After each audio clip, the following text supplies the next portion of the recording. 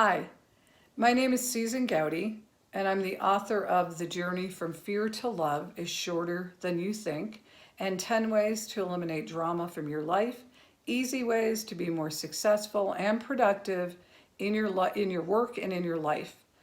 And I am back. I told you I'd be back. I did the first couple steps of my 10 ways to move away from fear and drama in the midst of the coronavirus. And I'm back today, and we're going to be doing step 4.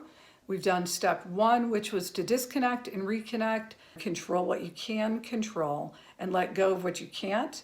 That's the second way or second step. The third step was to live a conscious life. And step 4 is power versus force. So right now, we don't have a lot of control over a lot of aspects of our life right now. The government is telling us what we need to do. So it's better that we follow the directions. It's going to be a lot more peaceful for everybody if we follow those directions. They do have our best interest at heart. I do believe that. I think they're doing the best they can to try to flatten this curve, and they're also trying to give the hospitals and the medical people time to restock. I mean, they were running out of stuff, so they're trying to give them the time to restock. And they're trying to keep us healthy and well. They're trying to keep this thing from getting worse than it already is, and they're trying to protect it. Let's pay attention to what we're doing for everybody, not just for ourselves. You're going to need to take the time to adjust to the schedule and give yourself permission to take that time to get adjusted. My husband is home now. He usually travels, and I'm very aware that he's home. I love you, Ben, but he is home, and that's really different for the whole house. My daughters had to come home. She was in school. She's a junior in college. Talk about an upset. I mean, but she had no choice. Again, power versus force. She needed to come home. So we're all making the adjustment within our home. We're trying to make it as comfortable as possible for everybody, to make it as easy as possible, and trying to be kind to each other. Be nice to each other. It's, we're all in situations that this is not normal. This isn't what we were living just 2-3 weeks ago. Everything's totally changed and is upside down, topsy-turvy. It's just crazy, bizarre, crazy world we're living in now. So take that time to make the adjustment in your schedules, and be kind to each other, and be patient and empathetic and all of those things. Try to be more understanding. Power versus force. So the idea behind that, if you were to talk to an athlete who runs a race and wins the race, and you talk to him afterwards, oftentimes they'll tell you that they imagined that race before they ran it. They saw the entire thing, all the details of how they ran the race and how well it went, and they saw themselves winning.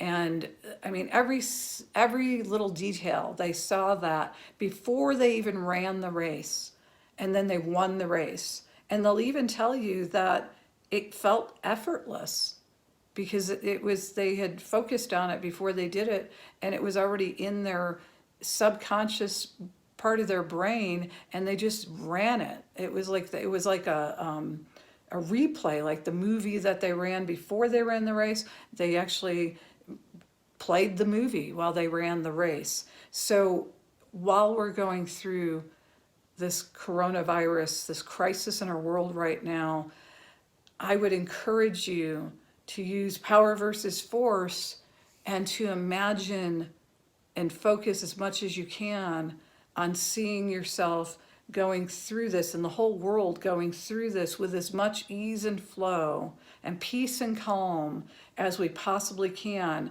and all of it ending very, very quickly and very well. That everything that we either they find a way to handle this really quickly, and we can be out of that fear mode and the drama and all of that, and life can get back to normal, or that we find out very quickly maybe that we've been safer than we thought we were, so we can calm down. Just see things, see information coming that will help you feel better and calmer, and to end this crisis as quickly and easily as possible. I personally feel like everything's going to be okay. I feel good about myself. I feel good. I feel healthy and well. I feel worthy and valued and all those things. I feel connected. And when you feel good, I mean, that's going to help your body and everything so much in this situation, because that's going to boost your immune system again. And nothing bad can live in a healthy environment. A greasy hamburger and ice cream and cookies and whatever, all of that will be in and out of your system, hopefully within 48 hours or so. So that's not going to cause as much damage to your body and to your immune system as what you're thinking about and how you're feeling. So try to feel as good as you can about yourself, because those feelings are going to help boost your immune system more than anything.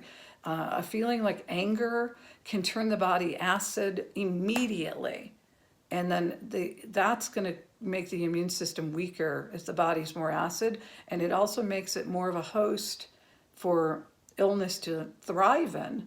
Illness can't live in a healthy environment. So I'm not trying to scare you, but I'm trying to tell you the truth. Pay attention to how you're feeling. It's really important. Watch funny shows. Keep your mood up. Don't be watching pandemic type movies right now. Don't do any of that. Try to keep your focus on, funny, entertaining things that make you laugh, funny things. It is your responsibility to get yourself in a good feeling place right now as often as you possibly can. It's your responsibility. You're the only one who can do it.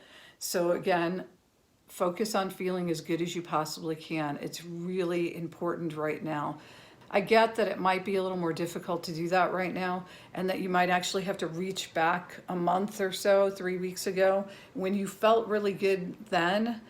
If you can think back to a time where you were feeling really good about whatever was happening in your life then, or about, I don't know, a place you went to visit, or somebody you were able to spend time with, try to focus on those moments, and then focus on how you felt in the moments. Not the fact that those moments aren't here anymore.